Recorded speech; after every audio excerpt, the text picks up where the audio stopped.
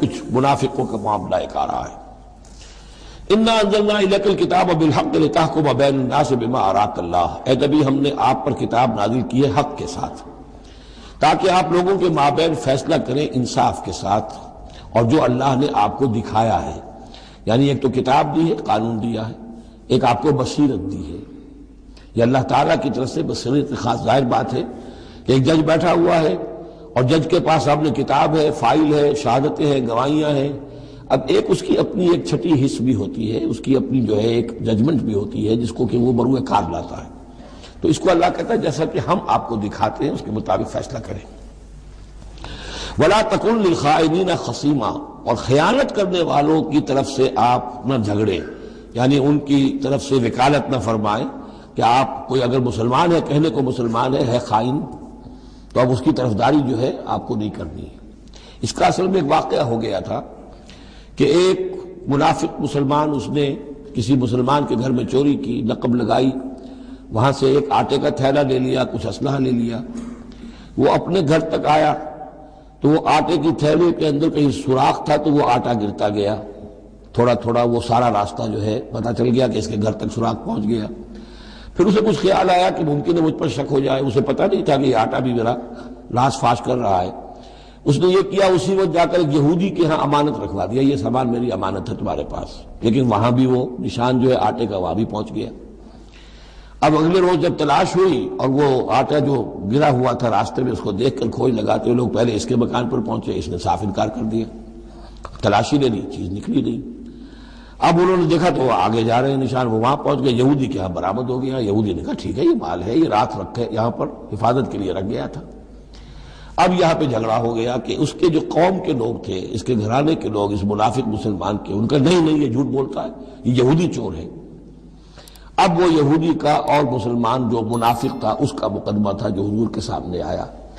اور پوری قوم، اس کا پورا گھرانہ جو ہے، وہ قبیلہ اس کا جو ہے وہ آ گیا شور مچاتے ہوئے اور قسمیں کھاتے ہوئے، ہمارا یہ آدمی تو بہت نیک ہے، اس پر خامخواہ یہ جھوٹا الزام لگ رہا ہے اور یہ ہے اور وہ ہے، یہاں تک کہ کچھ حضور کا دل بھی پسیجنے لگا اس شخص کے بارے میں۔ اس پر یہ آیت نازل ہوئی ہے،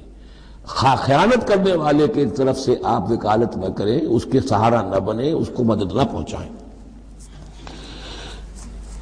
وَلَا تَكُنْ لِلْخَائِنِينَ خَصِيمًا، اب خصیمہ بحث کرنے والا، لِلْخَائِنِينَ، عَلَى الْخَائِنِينَ ہوتا تو خائنوں کے خلاف، خائنوں کے حق میں آپ دلیل نہ دیں۔ وَاسْتَغْفِرِ اللَّهَ، اور یہ جو بھی آپ کی طبیعت میں نرمی پیدا کچھ ہو گئی تھی، اس پر اللہ سے استغفار کیجئے۔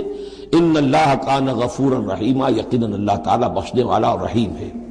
ولا تجادل عن الذین یختارون انفسهم، آپ مت جھگڑیے ان لوگوں کی طرف سے جنہوں نے کہ اپنے جانوں کے ساتھ خیانت کی ہے۔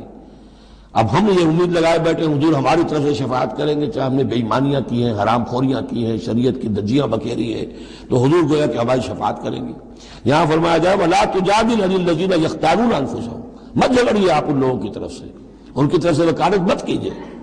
ان اللہ لا يحب من کان خوانا اثیما، اللہ تعالیٰ کو بالکل پسند نہیں ہے وہ لوگ کہ جو خوان ہوں، خیانت کرنے والے اور گناہ گار ہوں۔ یستخفون من الناس ولا یستخفون من اللہ، یہ لوگ شرماتے ہیں اور چھپتے ہیں لوگوں سے، اللہ سے نہیں چھپتے۔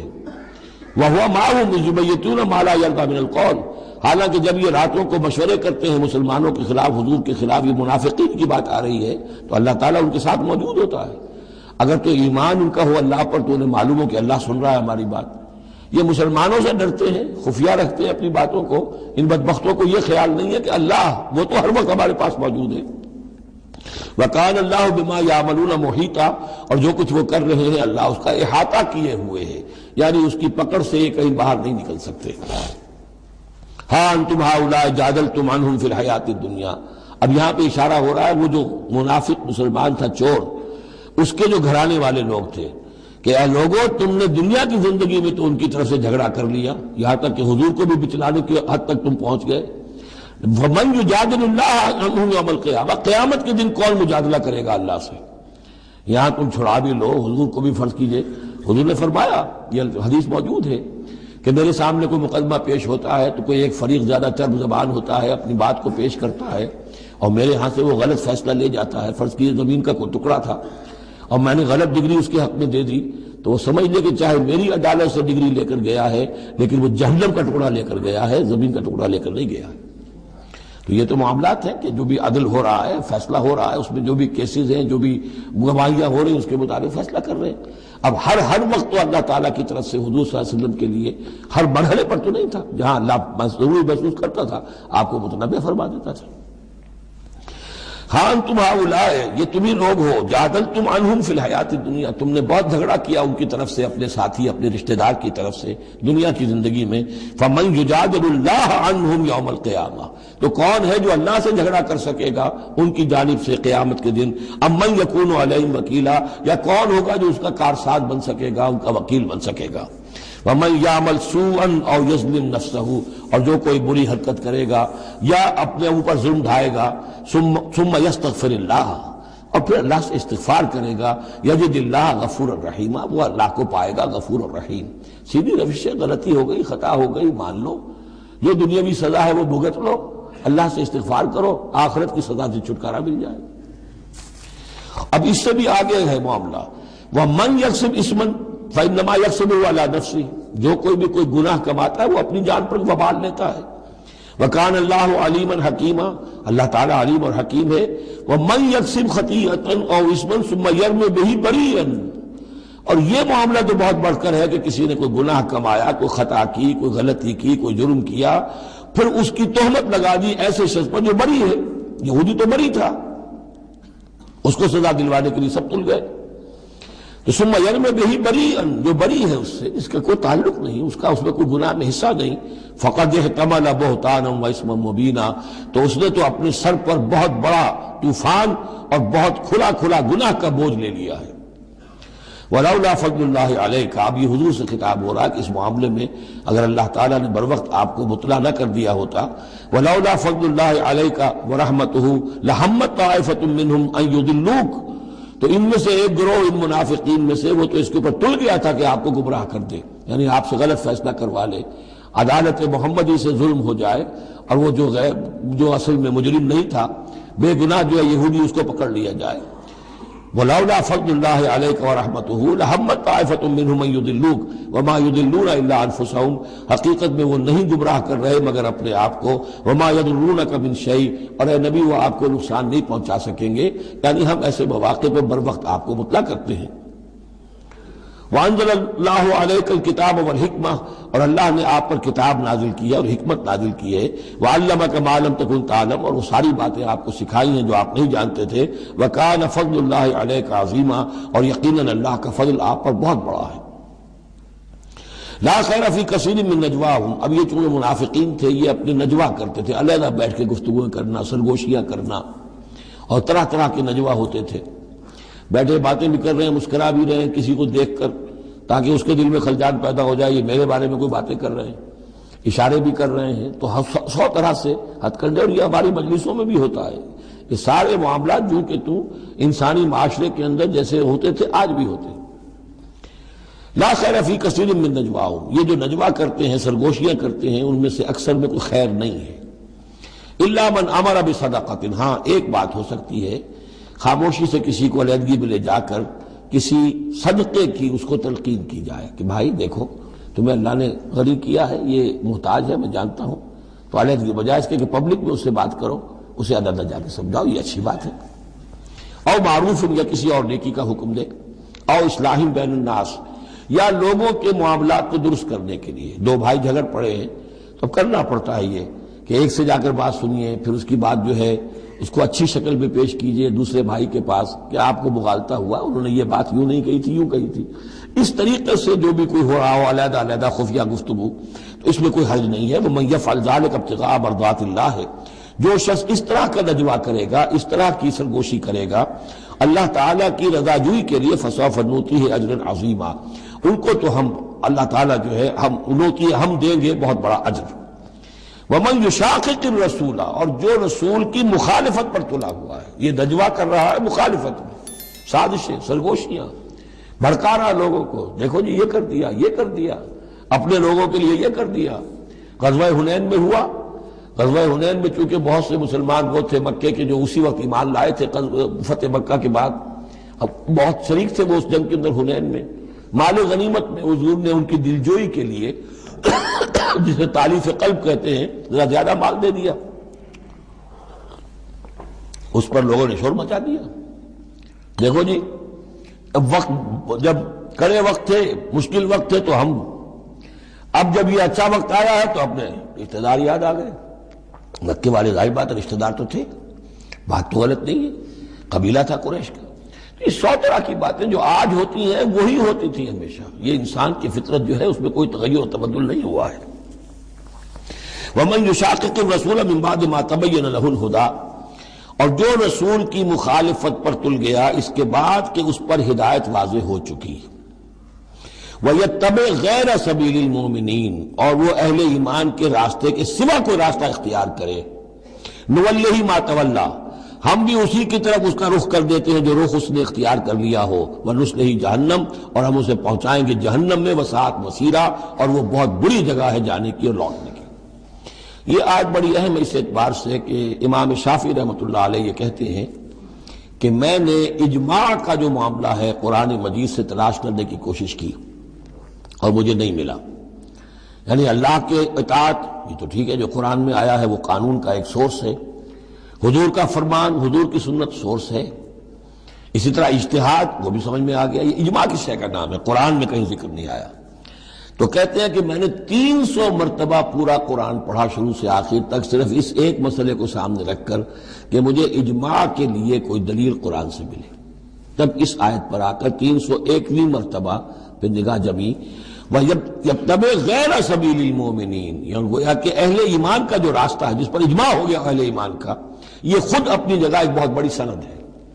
اس لیے کہ حضور نے فرمایا میری امت ضلالت پر کبھی جمع نہیں ہوگی۔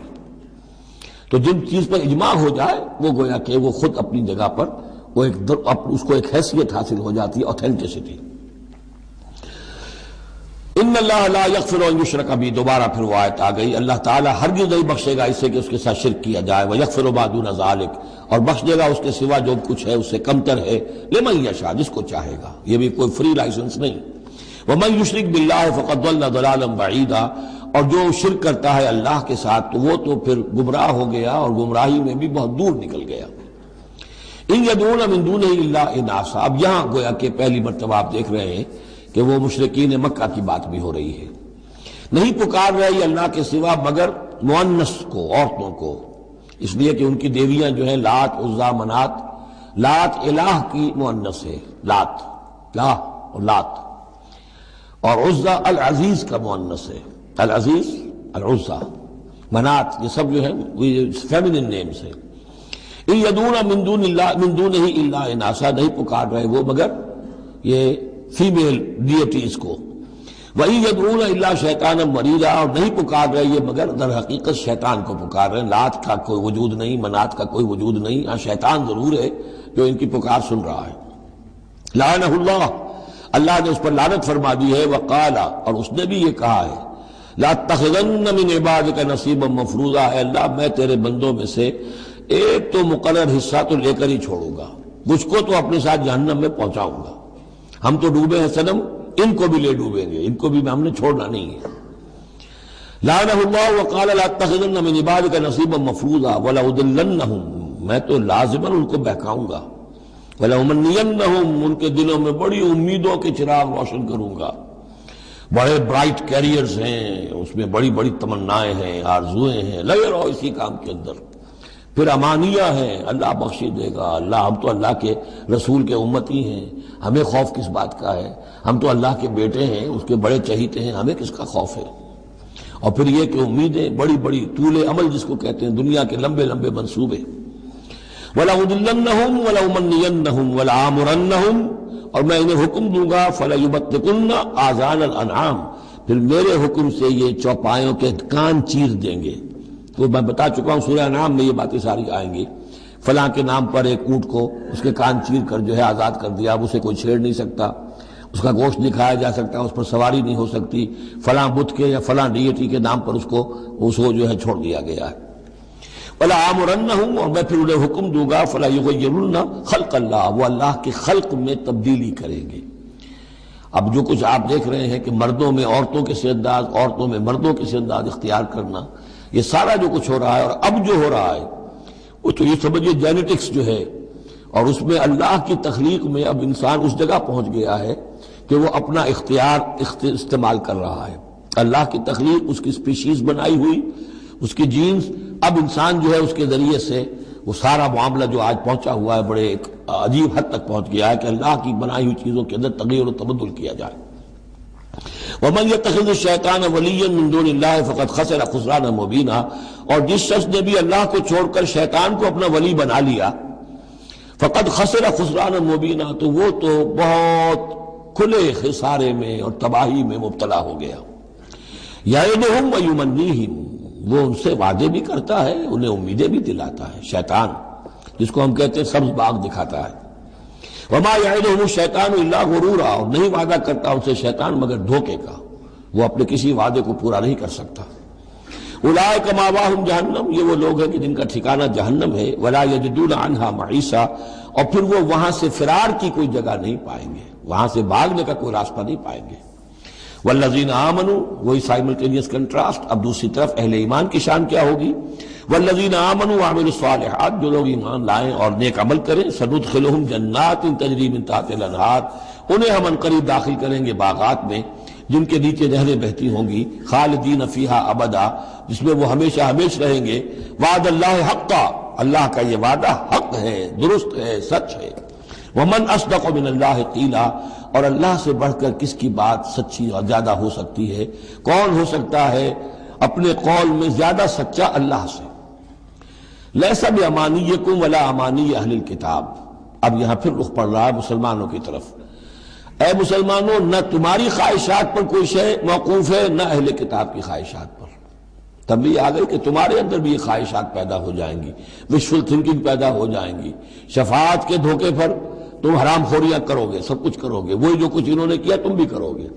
لیکن جان لو کہ اللہ کا قانون جو ہے غیر متبدل ہے، وہ بدلے گا نہیں۔ لیس بامانیکم، نہ تمہاری خواہشات سے، وشفل تھنکنگ سے، تمہاری امانی سے، تمہاری تمناؤں سے کچھ ہوگا، ولا امانی اہل کتاب، نہ اہل کتاب کی امانی سے۔ من یعمل سوءا یجز بہ، جو کوئی برا کام کرے گا اس کی جزا اسے مل کر رہے گی۔ بہت سخت الفاظ ہیں یہ، اگرچہ اس میں نرمی کا پہلو ہے، اس لیے کہ بعض اوقات بدی کی جگہ پر نیکی جو ہے وہ اس کو اثر کو دھو دے گی، لیکن اکاؤنٹ فار تو ہو گیا نا، مطلب یہ اکاؤنٹ فار ہو کر رہے گی عرشے۔ اب یہ ہے کہ کسی کی نیکی نے اس کی بدی کو چھپا لیا، کسی نے غلطی کی تھی، اس نے توبہ کی صدق دل کے ساتھ، وہ اس کی بدی جاتی رہی، لیکن اکاؤنٹ فار ہوگا معاملہ۔ توبہ کو دیکھا جائے گا، توبہ سچی تھی، واقعی تھی، واقعی اس نے اس حرکت کو پھر چھوڑ دیا تھا کہ نہیں، یا یہ صرف یہ کہ زبان سے گردان ہو رہی تھی استغفر اللہ ربی من کل ذنب واتوب الیہ، اور سارا وہ گناہ جو ہے اور حرام خوری جو کہ تم جاری تھی، تو وہ توبہ نہیں ہے۔ من یعمل سوءا یجز بہ ولا یجد له من دون اللہ ولیا ولا نصیرا، اور نہیں پائے گا وہ اللہ کے سوا نہ کوئی حمایتی، بلکہ یہاں ترجمہ ہوگا اللہ کے مقابلے میں نہ کوئی حمایتی پائے گا، نہ کوئی مددگار۔ ومن یعمل من الصالحات من ذکر او انثی، اور جو کوئی عمل کرے گا نیکیوں کا، خواہ وہ مذکر ہو خواہ مؤنث ہو، مرد ہو یا عورت ہو، وہو مومن، ہو مومن صاحب ایمان، فاولئک یدخلون الجنۃ ولا یظلمون نقیرا، تو یہ وہ لوگ ہیں کہ جو جنت میں داخل ہوں گے اور ان کی کوئی حق تلفی تل کے برابر بھی نہیں کی جائے گی۔ ومن احسن دینا ممن اسلم وجہہ للہ وہو محسن، اس سے بہتر دین کس کا ہوگا جس نے نمبر 1 اپنا چہرہ، اپنا سر اللہ کے سامنے جھکا دیا، اسلم، اسلام آ گیا، وہو محسن، اور یہ احسان،